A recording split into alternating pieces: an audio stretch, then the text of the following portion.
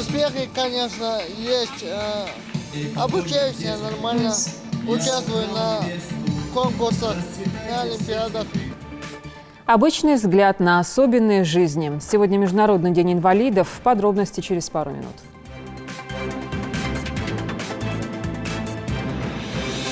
Через такой турнир, как турнир Асканова, они проходят этапы подготовки. Это действительно сопутствует в дальнейшем для их потенциала. В Ингушетии стартовал открытый всероссийский турнир по боксу памяти Героя России Асканова.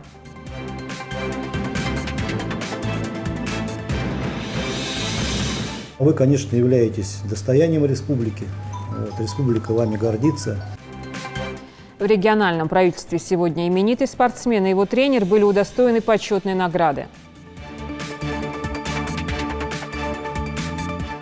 Пока вот так мы будем хранить эту память, они будут живы.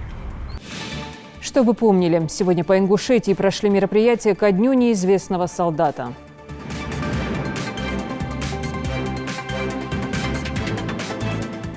Чайник закипел, мама ушла, он раз и затушил. Утечка газа. Нельзя оставлять. Подкрадывается незаметно, влияет пагубно, часто приводит к смерти. Как уберечь себя от угарного газа?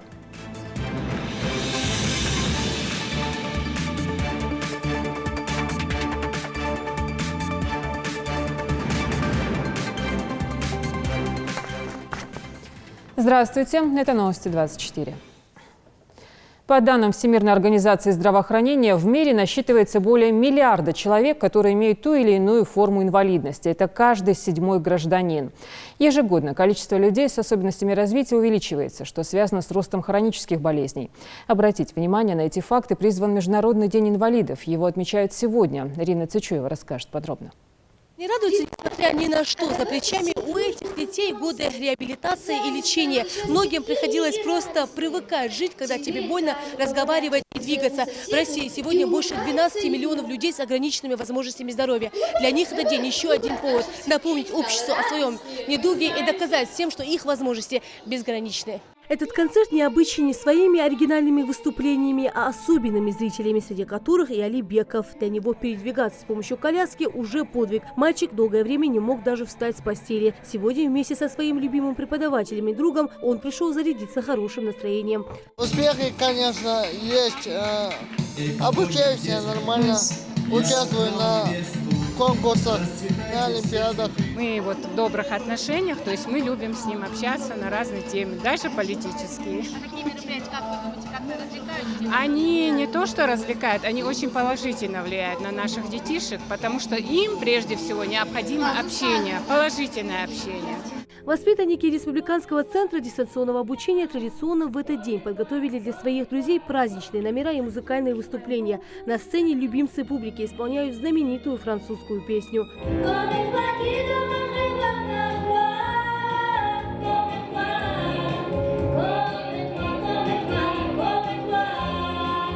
Не зря говорят, у детей с ограниченными возможностями здоровья большое сердце, полное надежд и желаний. Залейха Богатырева страдает заболеванием опорно-двигательной системы. Каждый шаг для девочки – настоящее испытание. Из-за частых походов к врачам и лечений пойти в 1 класс РЦДО смогла только в этом году. Мне здесь очень понравилось. Здесь мои друзья, знакомые, шарики. А что тебе больше всего понравилось на сцене? Мне больше всего понравилось встречаться с персонажами и танцевать.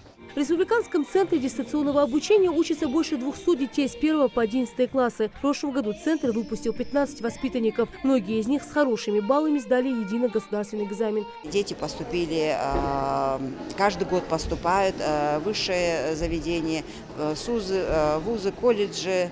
И даже выезд за пределы Ингушетии их не смущает, что мне очень приятно. Настолько они самостоятельные, выезжают за пределы и поступают, и спокойно обучаются. В центре дистанционного обучения каждый ребенок обучается по индивидуальной программе. Это значит, что для каждого ребенка, в зависимости от диагноза ребенка, то есть от его проблем со здоровьем, мы подбираем индивидуальный метод обучения. Для каждого ребенка в начальной школе у нас есть преподаватель, который преподает только этому ребенку. Ежегодно День инвалидов во всем мире отмечают 3 декабря. Наверное, слово «праздник» для этого дня не самое подходящее название. Для сильных, устремленных людей этот день – возможность собраться вместе и хотя бы немного забыть о своей боли, поддержать ребят и пожелать им самого главного – здоровья. Пришли сегодня руководители министерств и ведомств. Приятно удивлен. Я работал с ними, мы записывали песни, записывали фонограммы, аранжировочки делали, ну и работали с этими, и работаем, продолжаем. Сейчас я, будучи директором, художественным руководителем культурно-технического центра, я с ними близко соприкасался, я понял, насколько это удивительно талантливые детки наши. Но мы, как ингуши, все равно нам не безразлична, конечно, судьба вот этих детей. Естественно, мы максимально уделяем внимание и будем уделять. Ну а праздник ребят продолжится до вечера. Впереди еще много сюрпризов, выступления артистов и море пожеланий. Быть здоровыми и никогда не падать духом. Рина Цычоева, Джамалил Тамасханов. Новости 24. Каждый год к Международному дню инвалидов подходят со всей ответственностью. В реабилитационном центре организуют концертную программу. Главные участники, конечно, дети. Тамара Хашагульгова посетила выступление.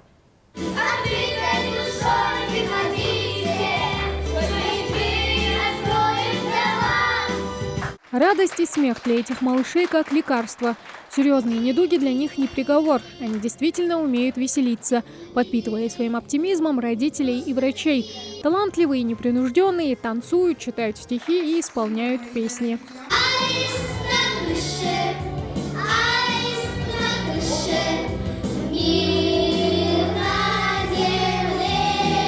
Радуют своими выступлениями сегодня не только пациенты центра, но и воспитанники домов культуры. На смену проникновенной песни об аисте на крыше приходит зажигательная лезгинка ансамбля «Таргим».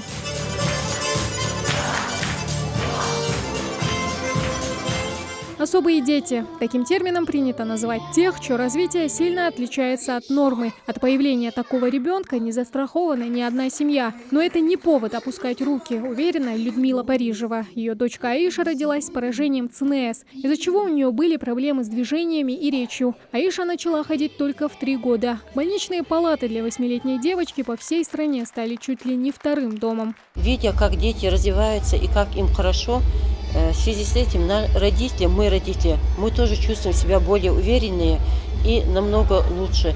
Мы радуемся за наших детей, ведь они какие-то необычные дети, особенные дети, и им нужно какое-то особенное внимание.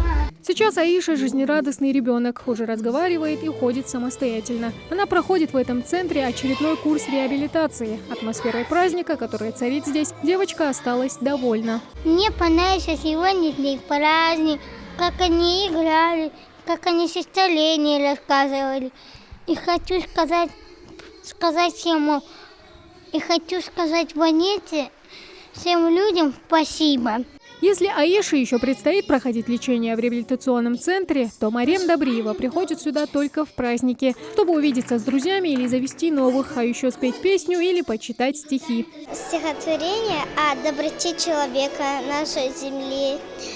И чтобы люди были чуть-чуть подобрее. Я его там 5 минут учила, но чтобы его отчитать, запятые, восклицательные знаки, это мне побольше понадобилось. Все 6 лет существования реабилитационный центр вселяет надежду на выздоровление детям и их родителям. А чтобы маленькие пациенты не воспринимали его как больницу, для них регулярно устраивают такого рода праздничные встречи. Для того, чтобы эти дети чувствовали, что они востребованы в обществе.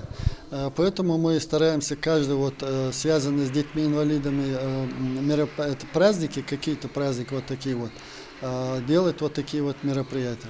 Вот сегодня приехали у нас тут свои выступают дети, которые здесь лечатся. Трудно сказать, что это праздник, но тем не менее уважение к детям, что мы сегодня о них говорим, восхищаемся их мужеством, одержимостью, любить эту жизнь нам есть чему у них поучиться. Каждый прожитый день, каждый сделанный шажок для них – настоящий подвиг. Они действительно особенные, потому что умеют преодолевать любые трудности, заряжая всех остальных своим неиссякающим оптимизмом. Тамара Хашагульгова, Магомед Даскиев, Новости 24.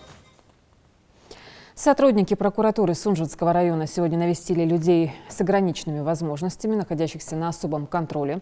У каждого своя история. Сотрудники определили несколько домов, где проживают инвалиды первой и второй групп. В ходе мероприятия провели разъяснительную беседу, а также выслушали пожелания.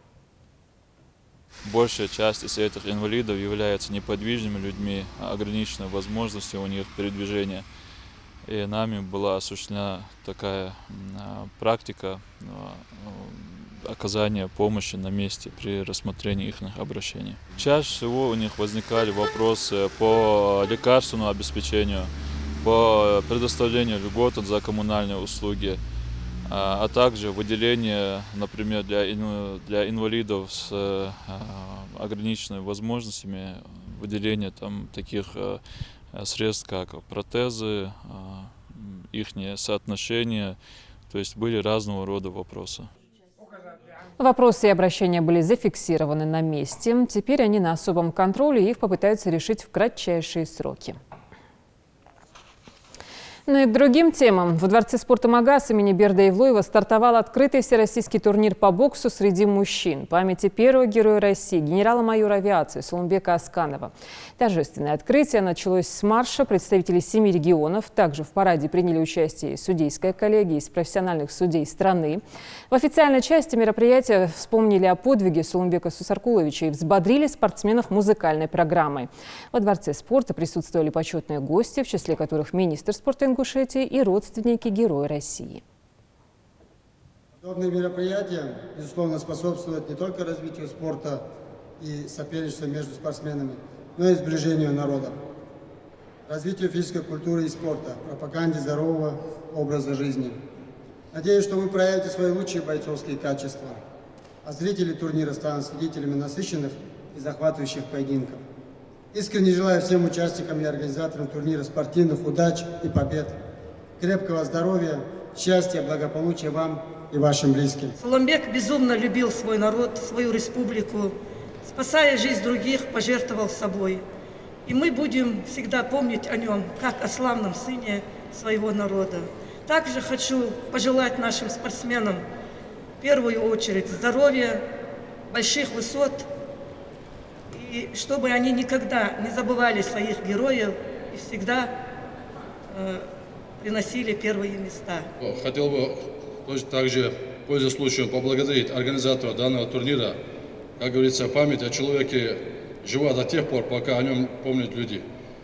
Всем присутствующим хотел пожелать удачи и пусть победит сильнейший. Турнир проходит в 19-й раз. Около 70 мастеров кожаной перчатки из регионов Северокавказского федерального округа и других субъектов России сойдутся на ринге Дворца спорта «Магаз» имени Берда Ивлуева.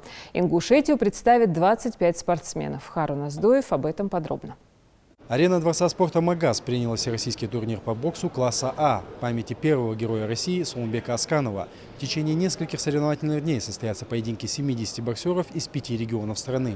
В первый день турнира запланировано 9 боксерских матчей в 5 весовых категориях. Молодому бойцу Исламу Шаухалову, впервые выступающего среди взрослых боксеров, предстояло провести поединок против соперника гораздо старше и опытнее себя. С поставленной задачей юный атлет справился, хоть и не без труда. Мой соперник очень сложный был и жесткий был. Он дал мне сложный бой. Все равно своими силами я смог выиграть. Все, что мы готовились, я не смог сделать, но ошибки были, но удалось сделать, который тренер сказал. По словам организаторов турнира из Министерства физической культуры и спорта Республики Ингушетии, зрители ожидают зрелищные и бескомпромиссные поединки, а для самих бойцов эти соревнования – дополнительный импульс к дальнейшей реализации спортивной мечты.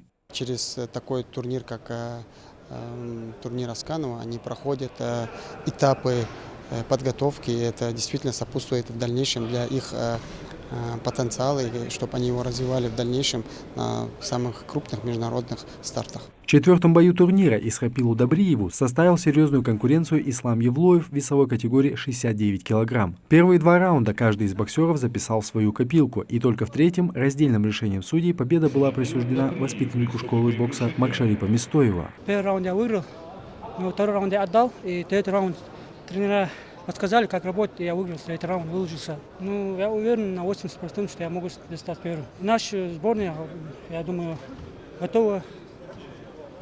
И в моей весовой категории есть хорошие ребята из нашей республики.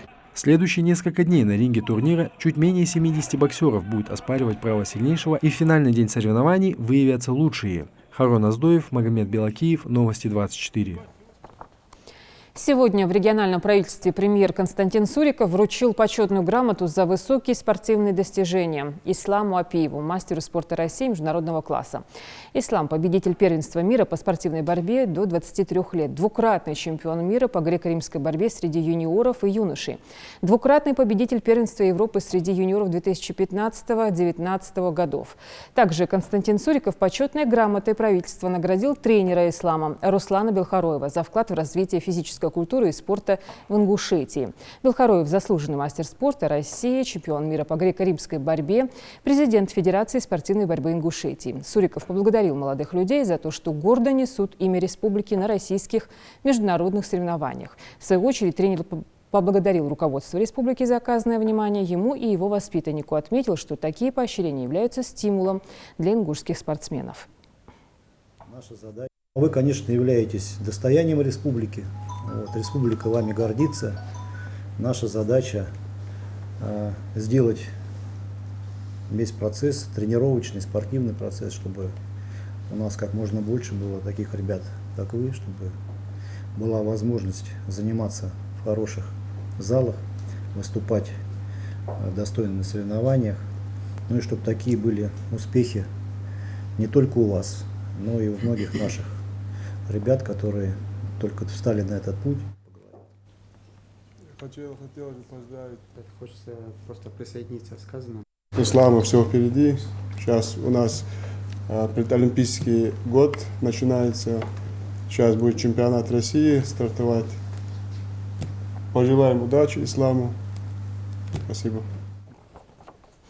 Для ингушей характерна преимущественная сосредоточенность в пределах своей республики. Здесь они во всех городах численно доминируют над представителями других этносов. Их удельный вес Назрани, Сунжи, Карабулаке, Малгобеке и в Магасе составляет от 79 до 99% всего населения. За пределами своей республики ингуши создали крупные диаспоры в столицах соседних регионов – Владикавказе, Грозном, а также в главных городах России – в Москве и Санкт-Петербурге.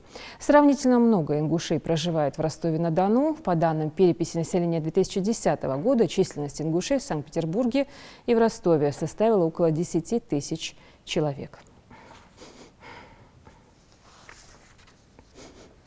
Сегодня в России отмечают День неизвестного солдата. Эта дата посвящена всем тем, кто сложил свою голову за отчизну и кто покоится в братских могилах в нашей стране и за ее пределами. Активисты Общероссийского народного фронта в Ингушетии почтили память неизвестного солдата на торжественном митинге в городе воинской славы Малгобеке. Здесь же состоялась церемония возложения цветов. Первый в Ингушетии караул заступил сегодня в парке имени Серго Орджоникидзе.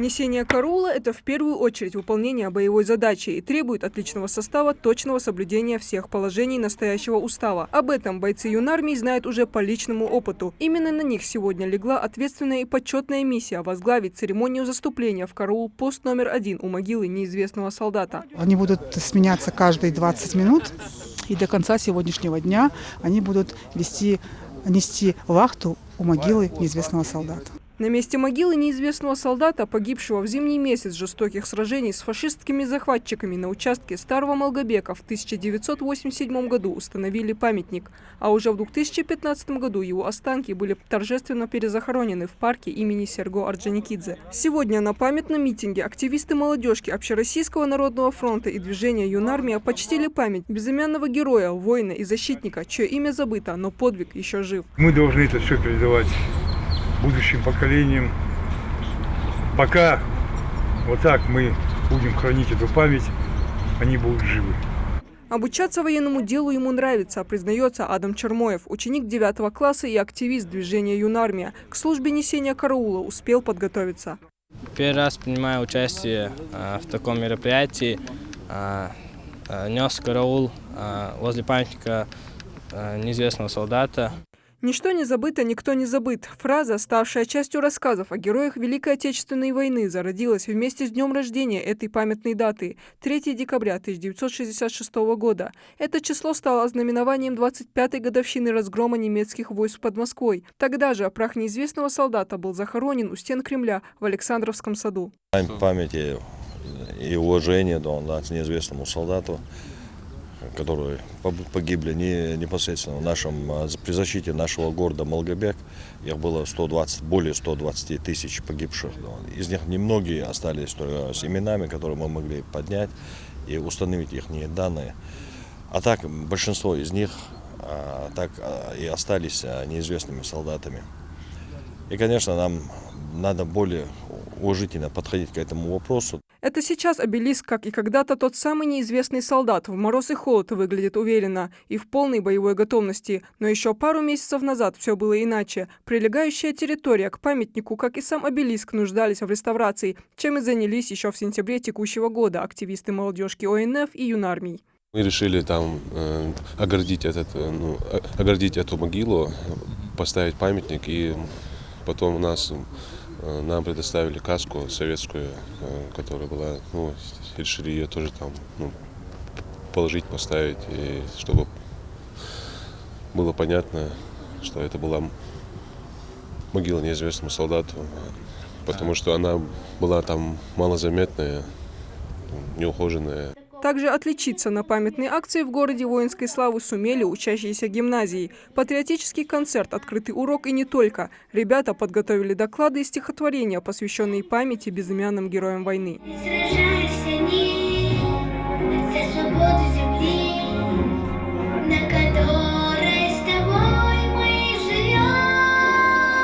Закончилось мероприятие минутой молчания. Лариса Дударова, Адам Мережков, Адам Далаков. Новости 24. За основу даты выбран день, в который в 1966 году в память о разгроме немецких войск под Москвой у стен Московского Кремля торжественно захоронили прах неизвестного солдата. Сегодня в Доме культуры Зязиков-Юрта на базе Центра патриотического воспитания в Малгобеке открылась общественная приемная. Для чего, расскажет наш корреспондент Дана Плиева. Разобрать, что же написано на бумаге спустя почти 7 десятков лет, довольно непросто, но только эти пожелтевшие со временем письма – единственная память о Абдул-Азизе Додове. Их в семье Хазре Даурбековой хранят как зеницу ока. На фронт маминого брата, вспоминает женщина, забрали в 1941 году. Тогда ему было всего 17, с тех пор о нем ничего не известно. Его забрали в Саратов. Там он работал в литейном заводе, который изготавливали пушечные снаряды ЖИ.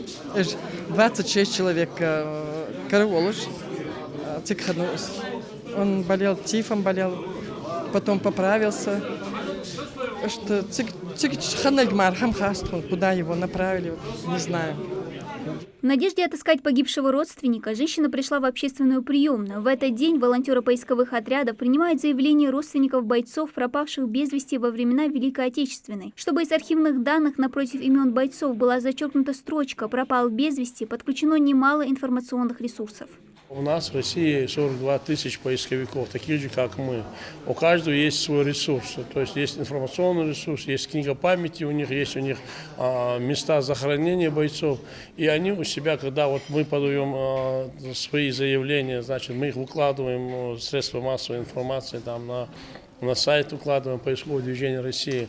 Они читают, мы тоже читаем, они смотрят, и если у них есть где-то книги памяти, если у них есть на братских могилах, на обелисках фамилии, имена, они эту информацию передают нам, и мы уже непосредственно связываемся с родственниками. Такая всероссийская акция, приуроченная ко Дню неизвестного солдата, сегодня развернулась не только в нашей стране, но и за рубежом. В поисках солдат, воевавших на фронтах Великой Отечественной войны, подключены и поисковые движения 12 стран мира, где непосредственно проходили боевые действия. Информационная сеть, связывающая с собой собой разные точки планеты, всегда в работе. Тому подтверждение звонок из Нижнего Новгорода буквально сразу же после интервью. Нашли могилу нашего земляка. На братской могиле в парке Серов. Мне среди них попался твой земляк. Ага. Дарсигов Вахид Карчевич. Сержант 22-го года рождения, 5-й гвардейской танковой бригады. Он погиб под Малгобеком 16 октября 42-го. В списках найденных Ялодин героев останки брата, похороненного в братской могиле, нашли в Карелии, делится Малика Белхароева, обратившаяся в поисковое движение в прошлом году. Призвали его в 1939-м, умер в 1944 году в госпитале. Сейчас больше всего женщина мечтает, чтобы брат обрел покой на родной земле. Вся семья тосковала о брате, мать, отец и сестры. Если можно было бы вернуть его останки на родину, я была бы безмерно счастлива. Даже искра надежды найти своего дядю теплится и у Саварбека Безиева. Письма и документы призванного на фронт Султанбека Безиева, увы, не сохранились. Многие потерялись в депортации. Моего дядю призвали в 1939 году из Владикавказа во время финской кампании. Последнее письмо от него мы получили в 1943 году с Ленинградского фронта. Больше о нем ничего не известно. Впрочем, и некоторые из членов общественной приемной одновременно являются и участниками акции. Тимур Костоев сам ищет брата своего дедушки Хусена Костоева, отправившегося на фронт с первых дней войны. Как и в предыдущей истории, никаких документов или фотографий, ни писем о нем не сохранилось. Все его документы потерялись во время депортации, писем тоже нет. Его ждала не только семья, но и засватанная за него девушка. Больше мы о нем ничего не знаем. Сегодняшние полученные заявления будут выставлены на специальных информационных ресурсах для включения в перечень дальнейшего поиска. Общественная приемная на базе Дома культуры в Зязиков-Юрте будет работать до Дня Победы, 8 мая. Дана Плиева, Магомед Дидигов, Новости 24. Всего же в вооруженных конфликтах 20 и 21 веков без вести пропали примерно 2 миллиона советских и российских граждан. В честь Дня неизвестного солдата в Москве начнет работу Всероссийский патриотический форум, на котором будут представлены проекты, посвященные 75-летию победы в Великой Отечественной войне. Ну а в Ингушетии большую работу по изучению судьбы участников Великой Отечественной ведет Краеведческий музей. Сегодня там открылась выставка ко Дню неизвестного солдата. Хава Гагиева с подробностями. Великая Отечественная война оставила в каждой семье свой след. Кто-то получил похоронку, кто-то вернулся раненый или инвалидом. Но остаются также и те, кто по-прежнему числится в списках без вести пропавших. Именно история о неизвестных солдатах любит слушать с замиранием сердца маленькая Азиза Евлоева. В столь юном возрасте девочка осознает, какой поступок совершен героями, и гордится ими. Они были храбрые, они жертвовали собой ради того, чтобы спасти нашу родину. Многие погибли в этой войне, многие выжили. Пытаясь вернуть историческую справедливость, многие обращаются к поисковым отрядам. Краеведческий музей ведет большую работу по изучению судьбы участников Великой Отечественной войны. К сожалению, многие из них канули в лету этой войны. В надежде найти погибшего родственника обращается немало людей, а сотрудники музея делают все возможное, чтобы в архивном списке пропавших напротив фамилии героя стояла галочка, которая обозначает конец поиска. С каждым днем этот список пополняется. Погибших и пропавших без вести около 6,5 тысяч музей опубликовал, и их имена выбиты в мемориале жертв репрессий, там есть специальные стелы. Мы благодарим тех людей, которые не останавливаются тем, что вот он пропал без вести, он был, но пропал без вести, а пытаются искать, пытаются чтобы вот след этого человека в истории нашего народа не потерялся. День неизвестного солдата – это не только день памяти погибших в годы войны, но и дата, объединяющая всех погибших и пропавших без вести во время военных конфликтов. Этот праздник – дань солдатам, чьи подвиги и имя остались неизвестными, но они внесли неоценимый вклад в победу страны. Солдаты наши погибали на всех фронтах Великой Отечественной войны. И они воевали не за награды, не за привилегии, а они спасали не только нашу страну, а весь мир от этого ужасного фашизма. Численное множество наших воинов полегли в братских могилах. И вот я должен отметить, когда создавался этот музей, Туган Мальсагов, участник войны, сам искал без вести пропавших во всех городах России тогда и во всех городах Советского Союза.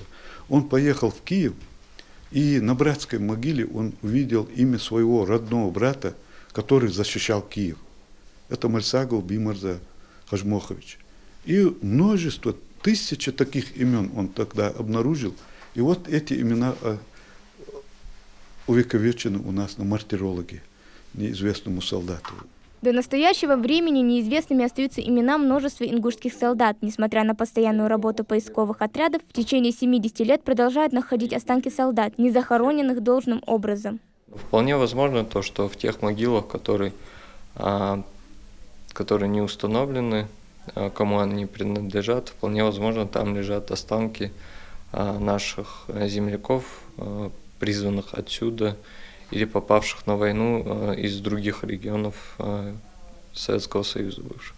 День неизвестного солдата учрежден в память о безызвестных российских и советских воинах, которые погибли в боевых действиях на территории нашей страны и за ее пределами. Дата была выбрана в связи с тем, что 3 декабря 1966 года прах неизвестного советского воина, погибшего в Великой Отечественную войну, был перезахоронен в Александровском саду у стен Московского Кремля. Хава Гагиева, Магомед Даскиев, Новости 24.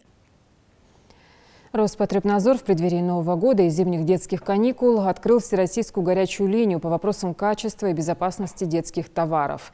Со 2 декабря по 20 декабря специалисты территориальных управлений Роспотребнадзора по бесплатному телефону единого консультационного центра ведомства, который вы видите на экранах, ответят на вопросы всех желающих, а также дадут рекомендации, как правильно выбрать новогодний подарок. Консультации проводятся по будням с 8:30 до 17:15, в пятницу с 8:30 до 16:00.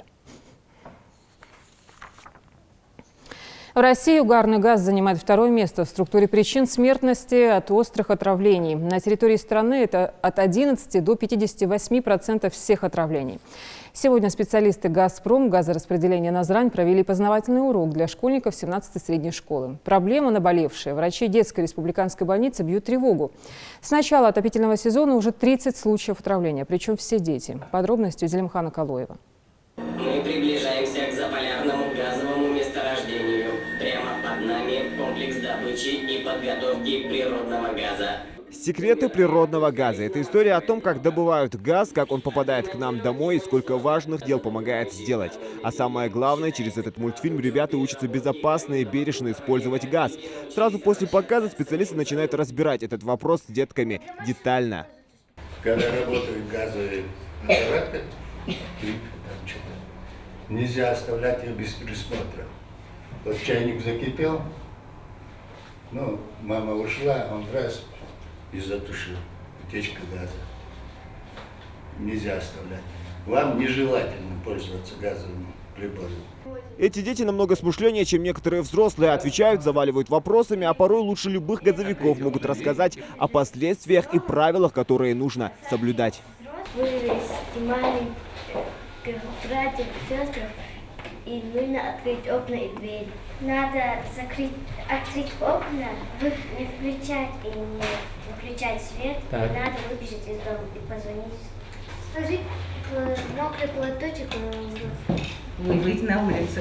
При отравлении угарным газом человек испытывает слабость, головокружение, тошноту и рвоту, а также не может сконцентрировать внимание. При этом достаточно несколько раз вдохнуть угарный газ, чтобы потерять сознание.